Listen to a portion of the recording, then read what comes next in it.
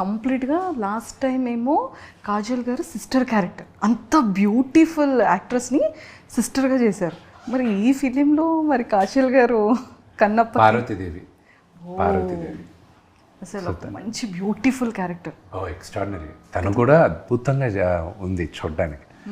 నాకు ఎడిటింగ్ రూమ్లో కూడా చూసినప్పుడు కూడా నేను మెసేజ్లు పెట్టేవాడిని, థ్యాంక్ యూ సో మచ్ నువ్వు ఈ క్యారెక్టర్ యాక్సెప్ట్ చేసిన దానికి. పార్వతీదేవిలాగా నాకు నేను అనుకున్న పార్వతీదేవిలాగా ఉన్నాను అది నేను చెప్పాను. సార్ మీరు ఎలా డిజైన్ చేసుకున్నారు, అంటే లైక్ స్టోరీ మీకు నరేట్ చేసి? నాకు శివుడు పార్వతి వరకు ఎలాగనుకున్నానంటే, మా అమ్మ నాన్న నేను చిన్నప్పుడు వాళ్ళు 30sలో ఉన్నారు, వాళ్ళు అలా చిలిపిగా మాట్లాడుకొని ఎలా వాళ్ళు బ్యాంటర్ చేసుకుంటూ వాళ్ళిద్దరి మధ్యన కాన్వర్జేషన్ ఎలా ఉందో అలాగే ఉండాలి శివుడు పార్వతీల మధ్యన అనేది నేను అనుకున్నాను. ఎందుకంటే ప్రపంచంలో ఉన్న one of the greatest love story శివుడు పార్వతిది.